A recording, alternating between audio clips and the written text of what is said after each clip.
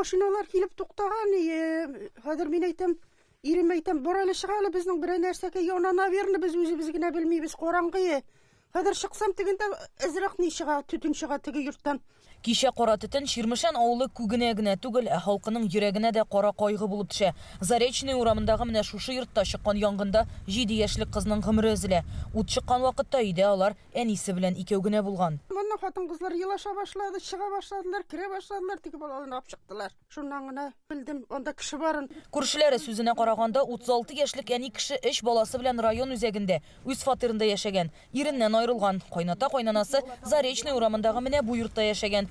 Күршедә генә үз әнисенең ие. Ул вакыты белән йөреп эшли диләр. Шуңа хатын-кыз әнисе югында йортны карап торырга килгәләгән. Бу юлы да шулай була. 8 января 2024 года, 18 часов 6 минут. 8 январ көнне 18 сәгать 6 минутта торак йорттан төтен чыгу турында хәбәр алына. Ширмешән янгын сөндерүчеләре килеп җиткәндә ачык ут булмый. Йортның ичке ягы төтенгә батканы күренә. Ярдәм сорап кычкыручыны да ишетмәгәннәр. Ишек эштән бикле булган. 18 сәгать 22 минутта йокы бүлмәсендә хатын-кыз гәүдәсе табыла. Табибларга тапшырыла. 3 минуттан янгын сөндерүчеләр кыз бала гәүдәсен таба.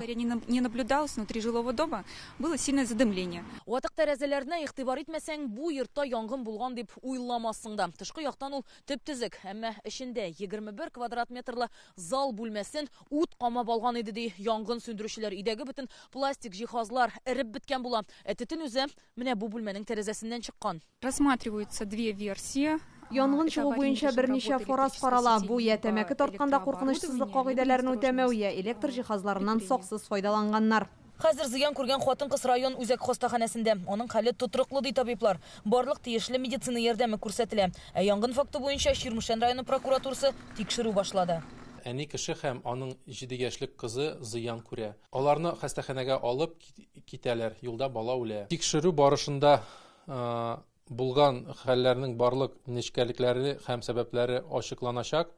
Караучысыз балик булмаган балаларны күзәтү системасы органнарының эшенә бәя биреләчәк. Фаҗига килеп чыккан гаилә опек органнарында исәптә тормаган һәм күршеләре сүзенә караганда олы улы даими рәвештә мәктәпкә бармаган. Уртанчы кыздан мәктәп яшендә булуга карамастан укырга йөрмәгән. Шуңа бәйле рәвештә әле декабрьдә генә гаиләне балик булмаганнар белән эшләү комиссиясенә чакырган булганнар. Тик хатын-кыз анда килми. В декабре было.